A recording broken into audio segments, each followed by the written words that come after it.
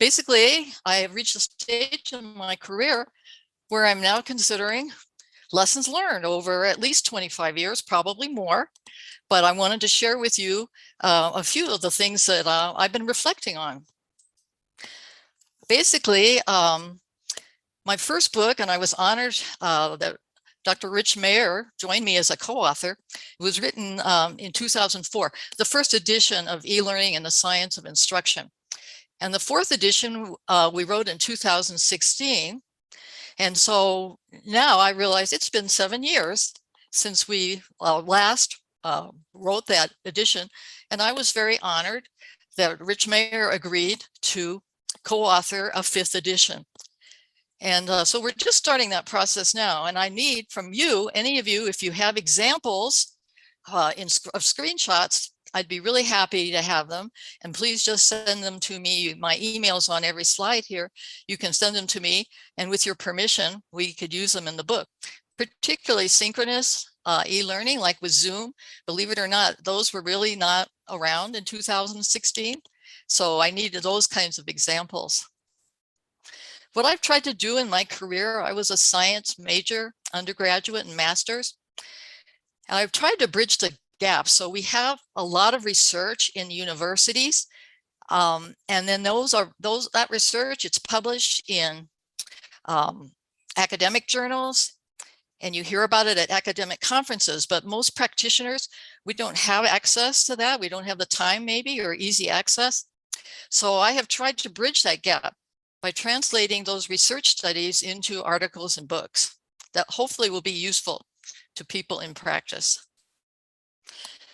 And I think we all need to have thought leaders and mentors, and I have to give credit here to two people that are not in our field. I usually say these are like the Faucis in our field. Dr. Rich Mayer, who's at the University of California, Santa Barbara, and John Sweller, who's from Australia. And then from their work, there are literally hundreds of researchers all over the world who are doing now this research in instructional psychology. I'm going to talk briefly a little bit about, what is evidence-based training? Why do we need it? Well, one reason I think is we often encounter misconceptions that can cost time and money.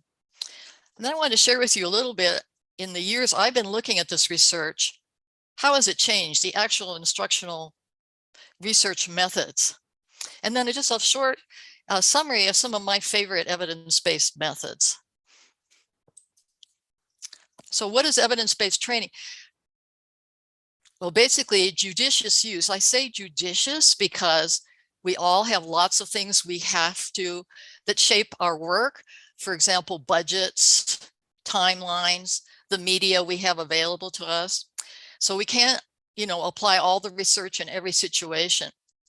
Research evolves. As I mentioned, the last book we wrote, it was 2016. And so there's a lot of new evidence since that time. It keeps evolving.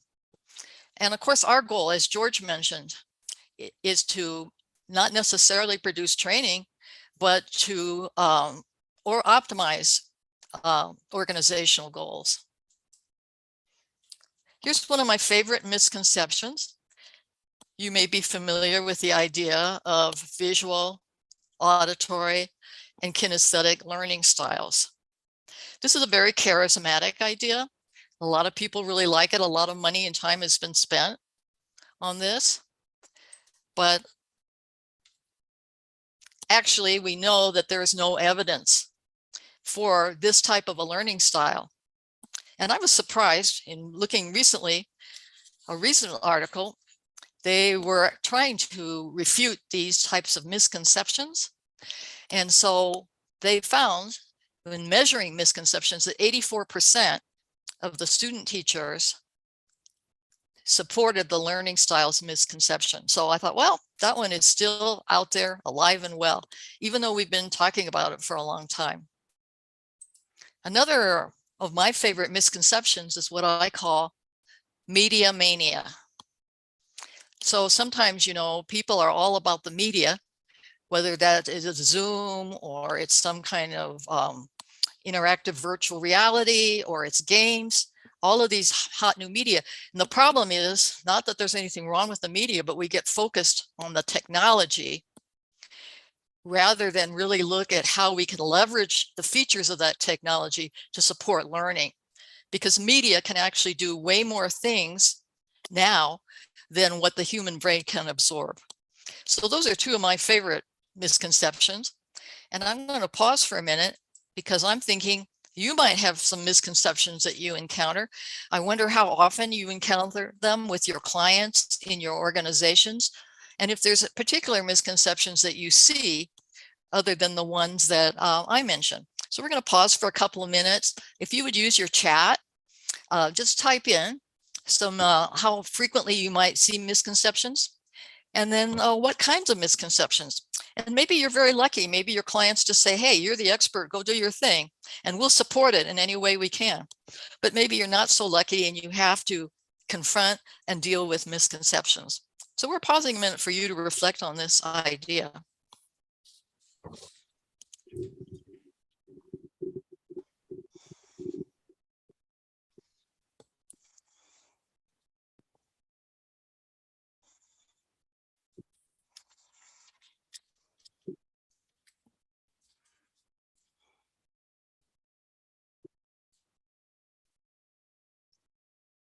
Okay, Ruth, can you hear me? I can hear you, George.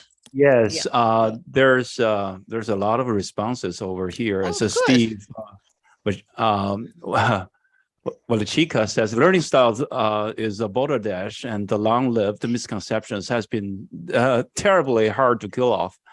And Elizabeth Shepard says media mania, something's never changed. And also from Lisa Tony goes, everything should be audio or video rather than reading. And then there are, answers like 3, 4, 1, 2, 1, 3, and number 4. And then there are like competencies is enough. That's, and generation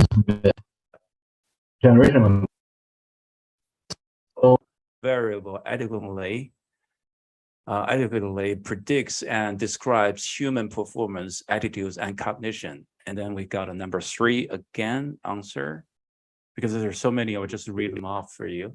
Misconceptions that most people actually know and know the how, explaining how they learn. And then, and so there are and there are like 2 number 4s and 2 number 1s and 1 few number 3s.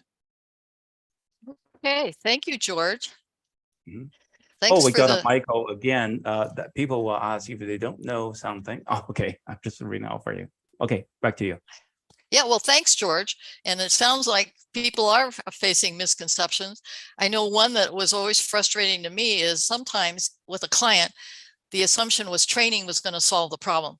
And they really did not consider, other options, like maybe performance support would be needed. Maybe there were, other workplace barriers besides, that knowledge and skills weren't necessarily going to address. And another misconception I have, most of my clients, they were really in a hurry we got to get the training out. And so therefore, they didn't want to allow the time maybe for the kind of practice and engagement that we know is required for learning. So I think evidence-based, practice is still crucial. And we can just all keep trying. When I had clients like that, I would say, they would say they want this or that. And I said, yeah, we can do that. But I would be remiss if I did not tell you that maybe is not the best approach, right? So, that's all we can do, I think, is to be responsible practitioners and tell people this kind of thing.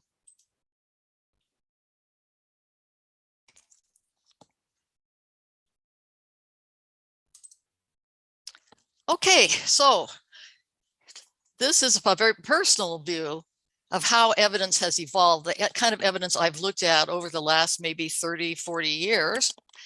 And the main four things that I've seen, and I'll comment on each of these briefly. I've seen, a lot more meta-analysis. We'll talk about what is that and why is that good.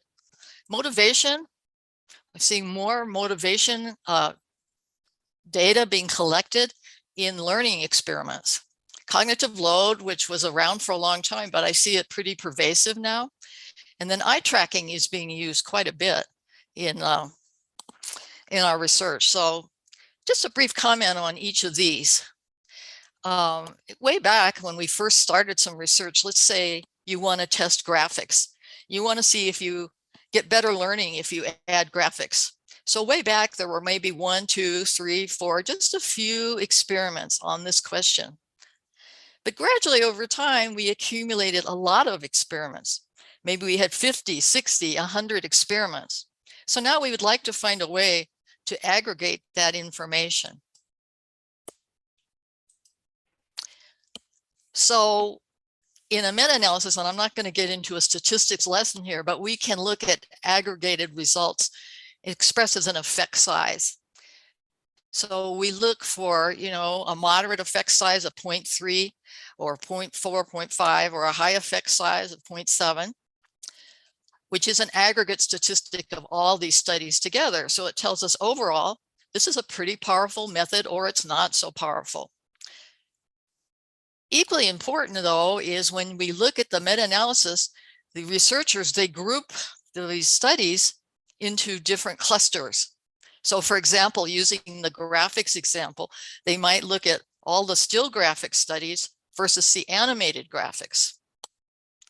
Or they might look at relevant graphics versus seductive graphics. Or they might look at all the studies that use novice learners versus experienced learners. So they can group these together, and then we can come up with what we call boundary conditions. We might find, oh, the still graphics really are very powerful, but the animated graphics not so much. I'm making all that up. That's just an example. But the meta-analysis that we have so prevalent now has really helped us. And I have some exciting information now. It was exciting to me. We have so many meta-analyses that we now have the meta-analysis. So the most recent meta-analysis, which I found, was in June. And I do have references that George has posted, I know, on the ISPI site. But in the Review of Educational Research, there's a meta-analysis on multimedia design principles. There included 29 reviews or meta-analysis, and it involved about 1,200 experiments and 78,000 students. And from this meta-analysis, they came up with 11 design principles that led to significant results. And I'm going to make you have a little suspense, I hope. At the end, I'm going to tell you what they found out. I'm going to share that with you at the end of the presentation. Motivation. So motivation research has been around for a long time, but now I see routinely incorporated in almost all experiments. They also measure, motivation of the learners. This is a screenshot from right now. One of the hot new research areas is immersive virtual reality. So everybody's very excited. Immersive virtual reality, is it good? Is it not so good? This particular one was a virtual immersive field trip to Greenland. The object of this whole study was to teach about climate change. And they were trying to, help students learn and experience about climate change. And what they have found in not just this study, but a number of studies that focus on immersive virtual reality is that the learning is not significantly different from what they would get from, say, a video lesson or a slide-based lesson. However, the students were much more motivated. So the students were happier, they enjoyed the lesson more, etc. So motivation, in this case about climate control is very important. So I'm going to pause for a minute and think, in your situation, are you concerned with motivation? Motivation maybe to learn, which means you put in more effort and more time, or maybe motivation about the topic, which was the case in this particular study, they wanted people to understand and to have behaviors congruent with climate change. So I'm going to pause for a minute. Go ahead, use your chat and put in what are your, is motivation important to any of the organizations you work with?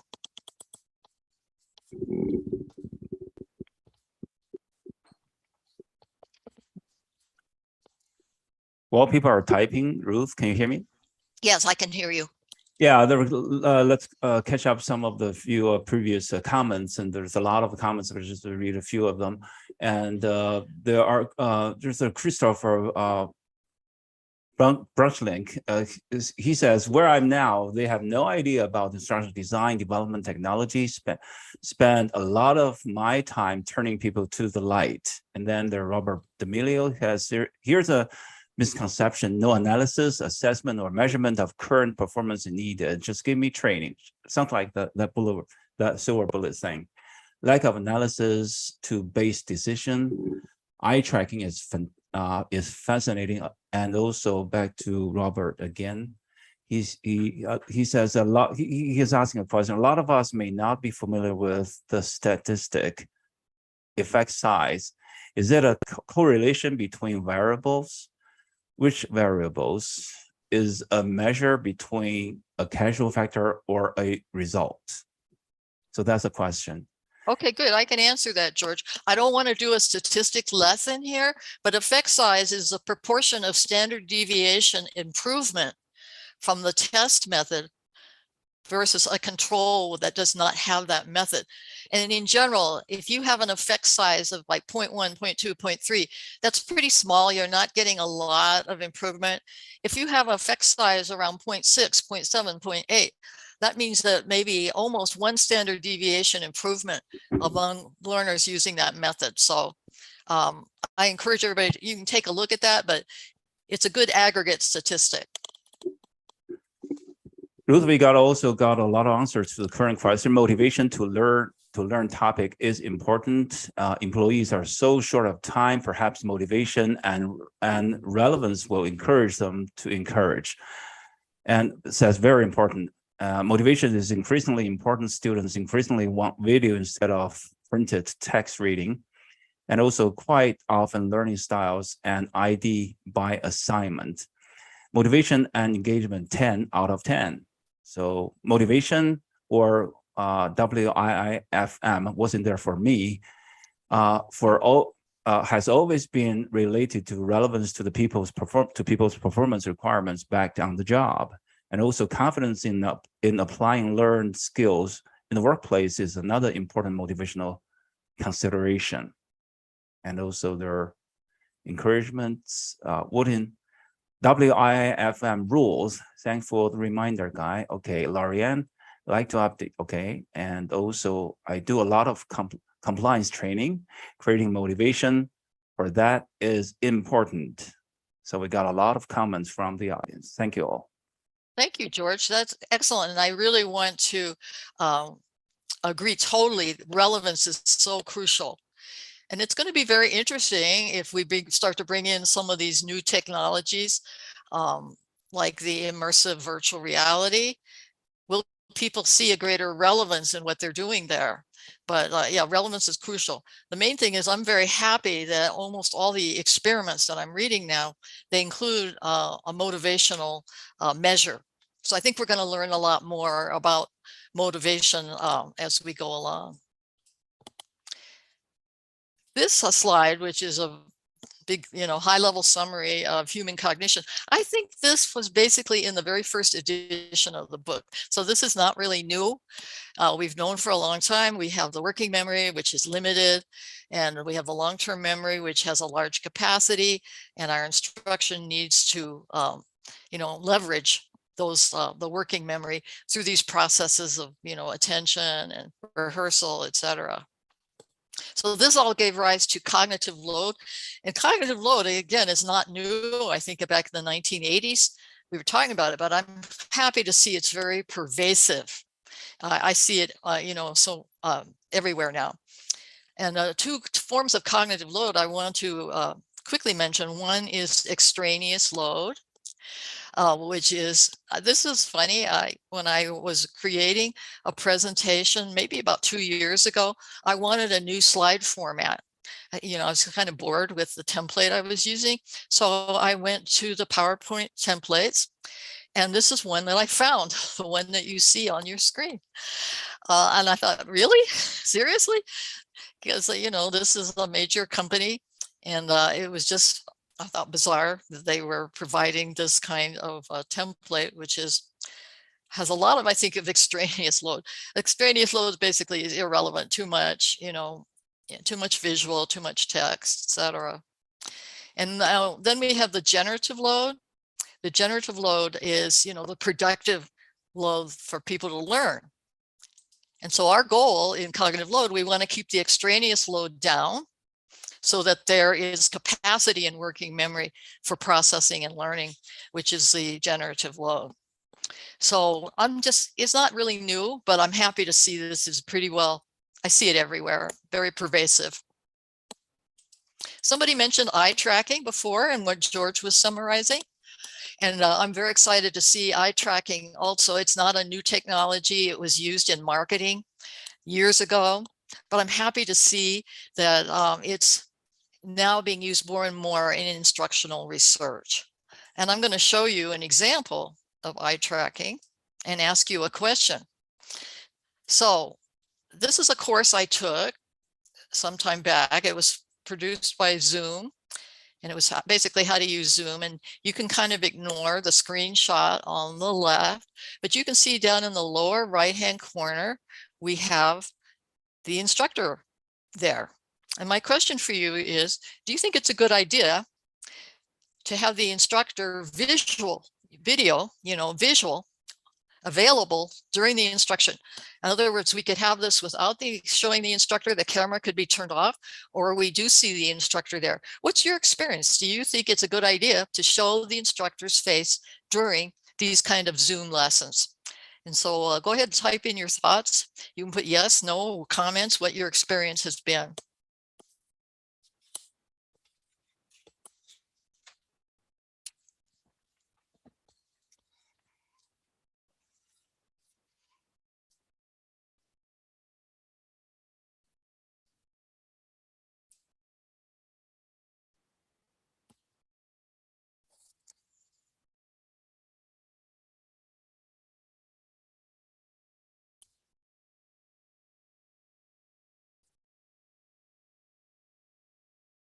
Okay, we already got some answers. Yes, keep the instructor, make things human. Yes, important. Yes, increase engagement. Yes, yes, yes. I think it distracts. Yes, no. So far there are 2 no's. It helps me feel connected. Yes. We got about 9 answers so far, 10 answers so far. 8 out of 10 are yes. It personalizes. Yes.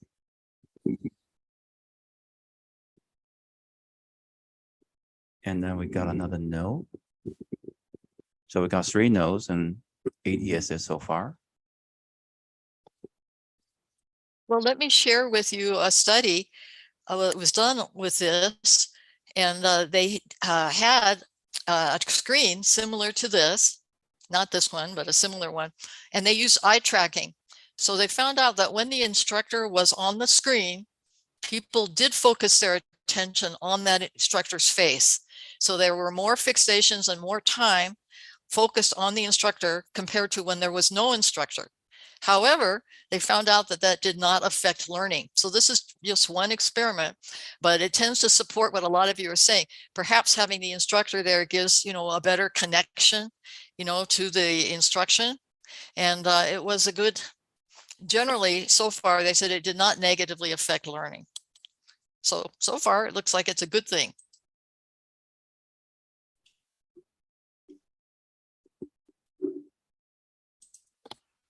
Okay, I'm going to do a quick whirlwind tour here of some of my favorite evidence-based methods. And I have to, with each one, I think I'll just talk to you a little bit about, well, why is it my favorite? I had to think about that. Why did these come up for me in particular? So we'll quickly mention worked examples. All of these are, widely disseminated. You can look them up more details, but give you a quick overview of what they are and why they're my favorite. So worked examples has been one of my favorite methods. One reason is basically a worked example is a demonstration, particularly of problem solving. I'll show you a couple of examples in a minute. How to solve a problem. I think one of the reasons my favorite, this was the first instructional method that was researched back in the 1980s by John Sweller and his group that really focused on how we can minimize extraneous cognitive load. So it was one of the first cognitive load methods. And there's been a lot of research on worked examples.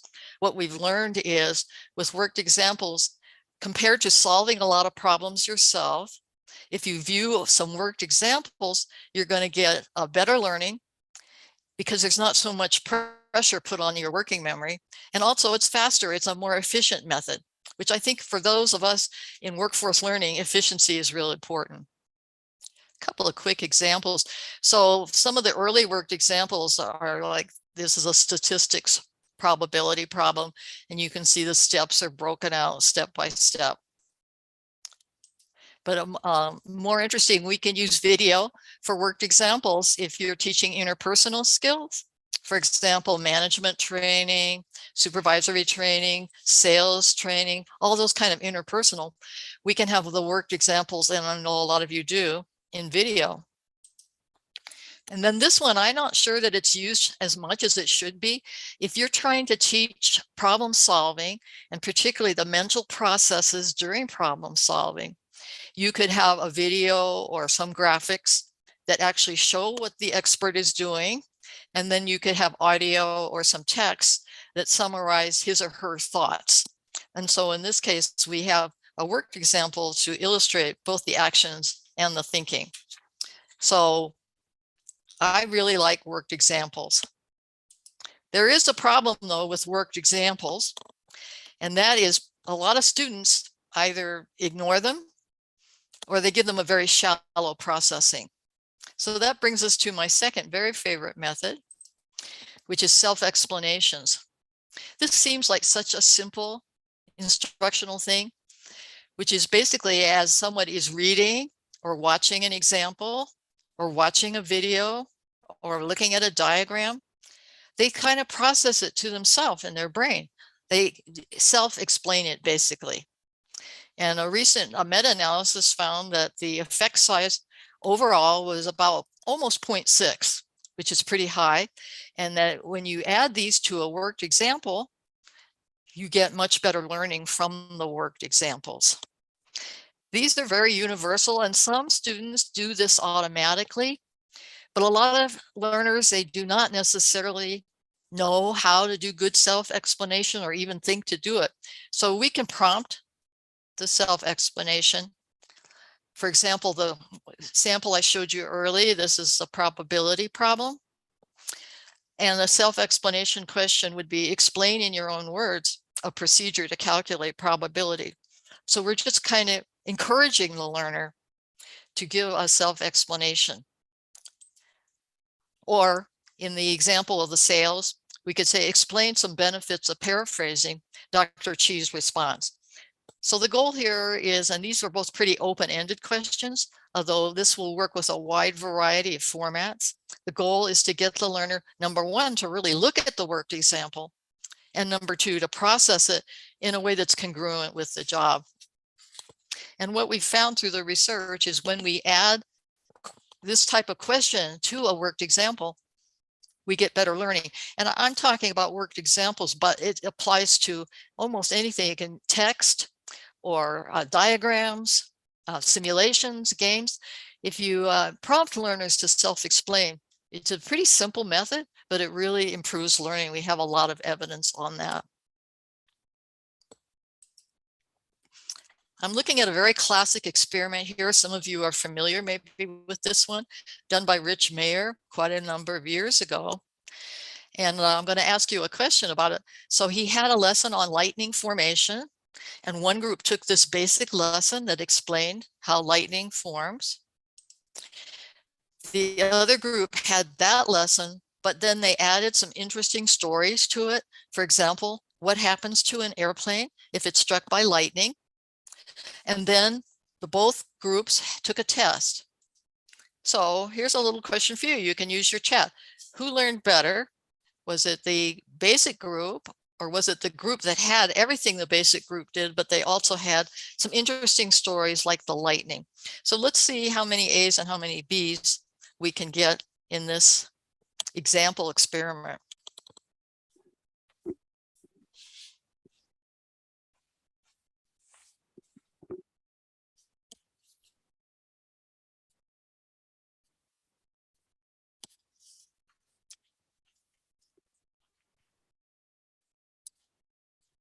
We got a first answer is a B so far. Got another B, basic group. So far, all the answers are group B's. We got about 8 answers, they're all B. And 10 answers, 10 B's. Okay. 11 B's, 11 B's, 12 B's, 13 B's, still counting. Okay, I'll stop here. Okay, well, I'm sorry to tell you, but actually that's not the way this turned out. Let's look at the results. So this is what Rich Mayer calls the coherence principle, and the learning of how lightning forms was much better from the basic lesson, which was A, rather than the basic lesson that had little stories and anecdotes in it. So you think, okay, well, that was a lot more interesting with those stories. And the stories were related to lightning, but they really were irrelevant to the actual process of how lightning forms. So they became a distraction. So this is the coherence principle, which is basically that learning is better when extraneous materials, that could be excess text, visuals that are, distracting, that when these things are omitted, and basically it comes down to less is more. That's the coherence principle. It's one of my favorites because I think it's violated a lot. And I know you're going to hear from Clark Quinn in a couple, 2 or 3 weeks, George was telling me. And I have been working for the last year with this group called the Learning Development Accelerator. You can get them online. You can, go to their website and get some things for free. And one of the things I've been posting is research updates where in one page, I summarize an experiment that I thought was interesting. And they also have a fall conference coming up. So I'm sure that Clark will talk to you about that. But this particular research summary was, again, about minimize seductive details. Less is more. So we see pretty consistent evidence on this. And I'm going to comment again. So maybe a lot of you are surprised that B actually degraded learning.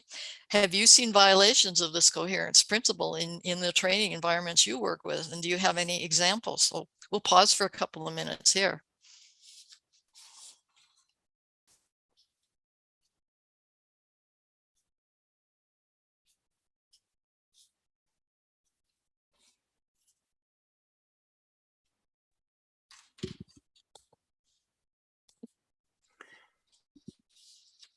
In the last exercise, Ruth, can you hear me? Sure. Yeah, in the last exercise, we got about around 20 B's and only 2 A's. And now people are starting to answer your question. Research updates are awesome. Okay, less is more, coherence principle. And research update, okay. And less is more. Yes, SMEs add to this challenge, SMEs. Besides media mania, there's a theory. There's a story mania, IMO. Laws of example, and do story help with motivation? That's a question. That's from Stephanie Pounds. And also, yes, from Susan Jenden, is too much going on one screen, such as animation. And also from Michael, yes, Tai Chi instructor would tell lots of stories, blocking out learning of movement. And also from L, aren't these violations of coherence just like focusing on media and becomes a distraction? And also from Robert D'Amelio, clearly Ruth has now stumped with the evidence stuff. Okay, that's a great comments. Thank you all. I'll stop here. Ruth? Thank you. Back to Thank you. you, George. Yeah, so I'm glad people brought up stories, because, you know, that research sounds like, oh, we should never have a story. Actually, stories are very powerful. Stories are some of the things that we remember more than other things. So the key is be sure that you make your story directly relevant to the learning objective or to the job. If your story is relevant, then it's a good thing. In the case of the lightning experiments, the stories were about lightning, but they were not really relevant to the learning objective. And somebody else brought up that George mentioned, they brought up subject matter experts. Yes, subject matter experts want to tell everything they know about this topic. And so we have to rein them in sometimes a little bit to get them to, you know, maybe we can break this out across multiple lessons. That was always something that subject matter experts were like, oh, they have so much. Well, we don't maybe need all of that information. And if we do, let's break it out into several segments or lessons so that we're not overwhelming people. So that's a little bit about the coherence principle. I think it's commonly violated, and it's something that we can help. And I think a good thing for us, we as instructional designers, we usually do not know the content that we're working with. So we can easily become overloaded, and we can kind of feel like the learner. Oh, I'm feeling overloaded. The learners will. So let's make this simpler. Let's break it out. Let's minimize extraneous information. Okay, another favorite principle of mine, and this is a very easy, well, relatively easy to do. It's the contiguity principle, which mainly is if you have text and an on-screen graphic, you want to integrate the text as close as you reasonably can to the visual. One violation I think of here that's very common is if you have a pie chart, if you often I will use the templates, online template, to create a pie chart. But the default usually is that you have the legend up in the corner, and then you have the pie chart.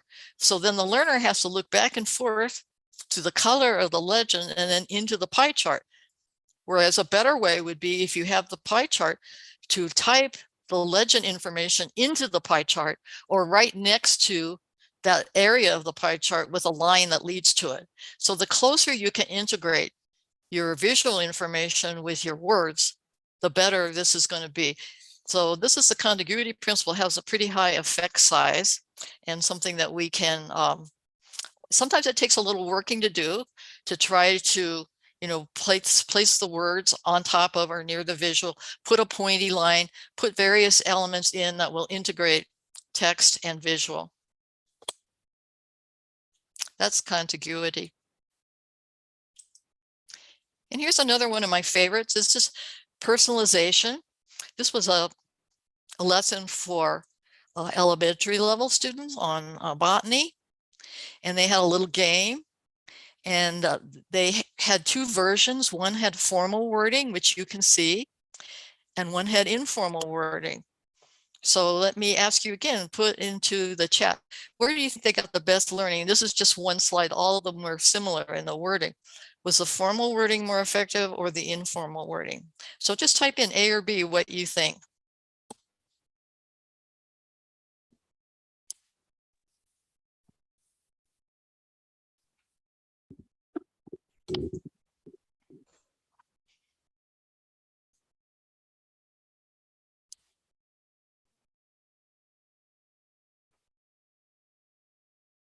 We got 3 Bs coming in so far.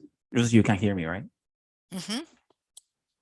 Informal B, we got 6 answers, 6 Bs. 7, 8, 9. They're all 9 Bs. They're all Bs so far. 10. Well, I'm happy to tell you that you're right. And we got an A. The Back to you. informal, which most of you were choosing, resulted in much better learning.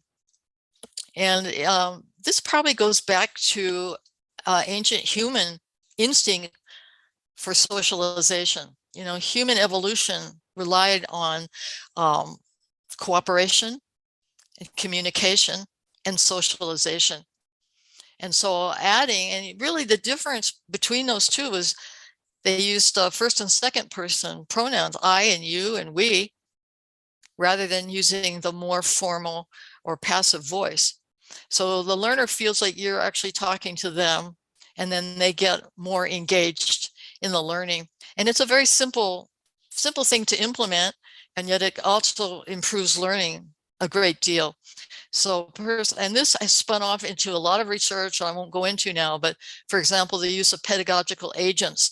So if you have an e-learning and then you put a visual, a person on the screen, not necessarily a real person, but a diagram of a person or whatever, that can also generate this personalization effect if that agent is used effectively. That's another whole story, but the personalization area of research I think is very interesting. Well, that was a whirlwind tour of some of my favorite instructional principles. And now I promised you at the beginning, we're going to look at the results of the meta-analysis. So this was just published a couple of months ago. And I'm going to give you a minute to look at it, and then I'm going to talk about a few of these. So you can see the effect sizes and the principles where they found these effect sizes. I'm pausing just so you can take a look at this. So what surprised me, number one, the first one wasn't something that was even on my radar, and I hadn't thought about it, but if you have a video, let's say you have a video instruction in English, and let's say you have second language learners who are not fluent in English, their learning is helped a great deal if you have a text caption, which is actually a violation of a different principle, the redundancy principle. But in this case, it really helps. Very high effect size. We talked about contiguity. I didn't talk about signaling, but that's basically adding cues. And you can see that turned out very high. We don't have time to look at all these others, but you can see that we do have some good evidence based on thousands and thousands of learners for these different principles. So I'm going to pause here and see. Let me just mention to you, I think we have this. I think George has posted this somewhere for you. I did want to mention this new book, and it's posted for you. It's Rich Mayer's a third edition of multimedia learning. So there are, I don't know, a gazillion chapters in here on all these different principles and a lot more, written by the researchers, the main researchers in the field. And you also have the reference for the meta-analysis. And also I mentioned the Learning Development Accelerator. So I want to thank everybody for all the support from ISPI. And I'm just going back. We have a few minutes here. I'm going to leave this slide up, but see what comments or questions, observations anybody has about this or about anything else that we looked at in this first ISPI live session.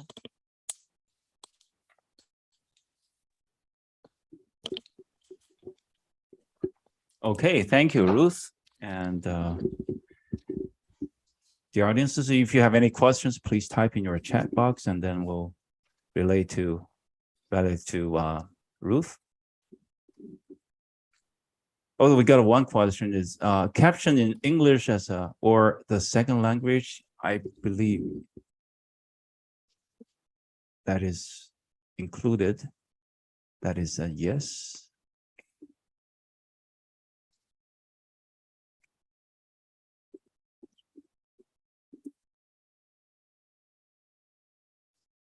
Ruth, previously in the last exercise, just as people are typing in their questions, so just I'll give you an update that we got right around 14 Bs and 4 As about that base group exercise. We got a question, Ruth. Have you included research on coaching in your new book? What is the best way to reach out to you? Okay, that's another one. What is meant by contiguity? So we got 2 questions, Ruth, so far about the content that you just delivered. Okay, to reach out to me, my email has been on all these slides. You can see it at the bottom of this slide, ruth@clarktraining.com. Please send me an email. I sit here by myself all the time. I'm happy to hear from people. Contiguity just basically means that you integrate the text with the visual on the screen. So people don't have to look here and there. Like if you have a book, sometimes a diagram is on the back of the page you're reading. So you have to go back and forth and back and forth. Your brain has to put it together. That is very frustrating and inefficient. So you want to keep the visual close to the actual text. And that's contiguity principle. What was the other question, George? I think I maybe There's a missed lot. Yes, a lot there's a of lot of questions. questions. Yes. Have you included research on on coaching in your new book? Coaching. Yes. No, in the last edition, we did have a small section. It was actually on, I think, artificially intelligent coaching, but I haven't. And I think it's a real important area. And I'm sure there's a lot of research. The closest I've come to it is a very powerful instructional method is teachbacks. So in teachbacks, you assign the learner or a learning team some content and they have to teach it back to other people. But that's not really strictly coaching, but that is teaching back. And we found that's a very important method. We got a couple more questions, around 4 or 5, but it'll be very quick. From Antonio, sorry, what is the effect size that you consider positive? I think you mentioned it at the beginning. Yes, so there are actually, it's not my idea, but there are research guidelines. So I think I'm kind of citing from memory here, an effect size that is between like 0 and 0.3 is considered low. And roughly from 0.3 maybe to 0.5 is moderate, and above 0.5 is considered high. So you can think in your mind, it's the proportion of standard deviation improvement. So 0.5 would mean there would be like half of the standard deviation of the experimental group would be better. Got another question from Bill Yeager. Ruth, I'm curious why learners' feedback mechanism was not a significant part of multimedia design. Learners' feedback. So if you're referring to, I think learner feedback is very important. However, one thing we know is that often learners do not have an accurate assessment of their own learning or what's more effective. A lot of times learners like a representation better than another one, but actually the other one is more effective from a learning perspective. There was a study done, it was actually done in China, George, or Korea. I think it might have been Korea, where they gave students text with different kinds of visuals, and students liked the seductive visuals that were irrelevant, even though they didn't learn as well from those. They liked them. So liking and learning are not necessarily correlated. I still think student feedback is very important. I always like to read it. Got another question. Got a lot of questions pouring in. Okay. Maybe you can't do all of them. If your question doesn't get answered, send me an email and I'm very happy to respond. What makes worked examples more effective? Okay, so the actual design of the worked example, is that maybe what the question is? Yes, and we do have some information on that. The worked example should be maybe broken down or segmented, and also adding a self-explanation question to the worked example. If the worked example is graphic, maybe explaining it in audio can be better. We have a lot of research on how best to do worked examples that we don't have time to go through the whole thing here. But you can look in my book, there's a chapter on that. And also in this book I just showed you, they have a whole chapter on the latest research on worked examples. So take a look at that. Here's another question that I also have from Judy. Explain anthropomorphics / color Yes. .35. So good. This is actually a new design, new, I mean the last 5 years, they've been working on something called emotional design, which is how you can design your instruction to be emotionally effective. And so an anthropomorphic it was a lesson on cells. And what they did in the experimental lesson was they put a little eyes and a little mouth on the cells. And then they used a pale colors, and they found learning was better by making these things. Again, that's, I think, was more with younger students, but I think basically it's something to do with emotional design and with personalization.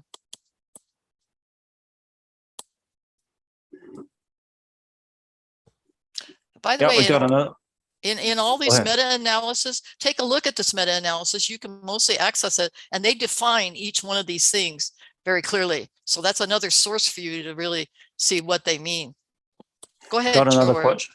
Yes, has the Zoom era helped the research on virtual classroom learning? Yes, it definitely has. And that's such a good question. And I think as bad as COVID was, it has really promoted e-learning, and particularly the synchronous e-learning, similar to what we're doing today with the Zoom or Microsoft Teams or whatever tool you're using. I think it's definitely promoted more research on video-based learning. They call it video-based learning. In fact, that's one of the new chapters in our new book. I'll be on video-based learning. In your there's a previous question, captions in English or the second language? That's a question from Elizabeth.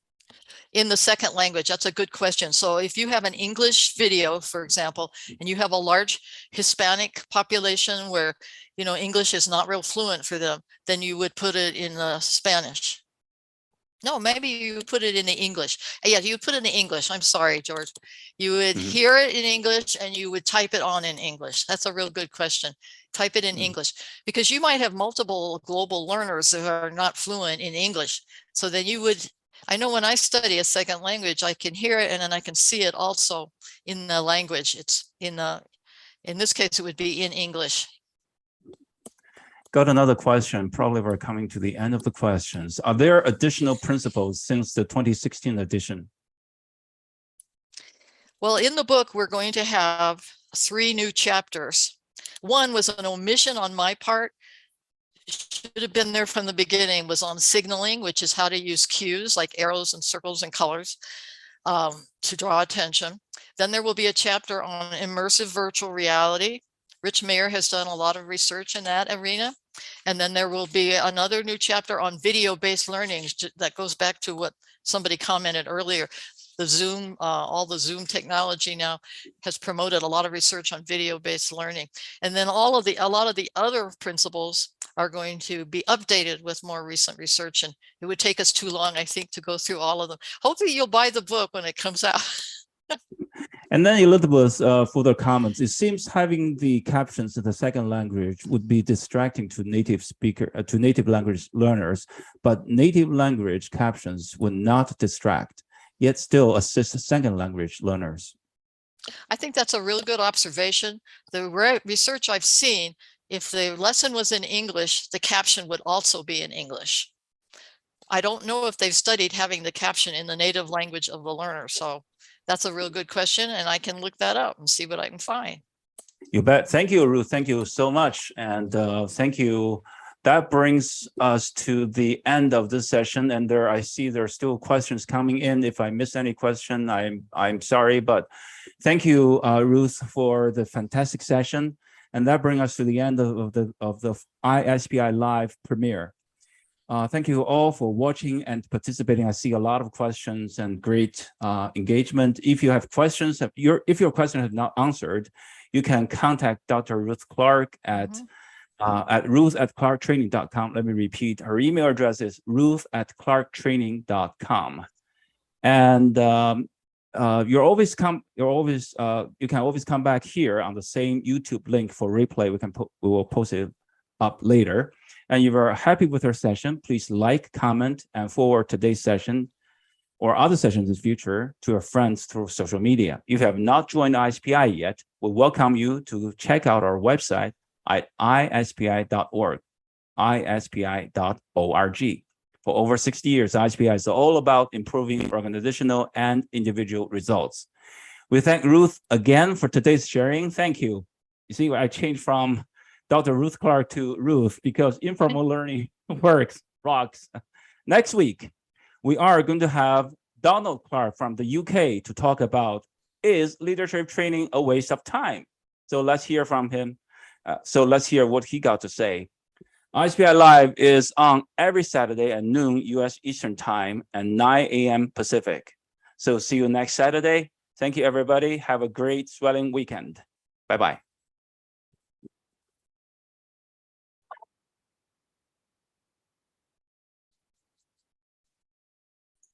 We're clear on YouTube. Although I had trouble. I had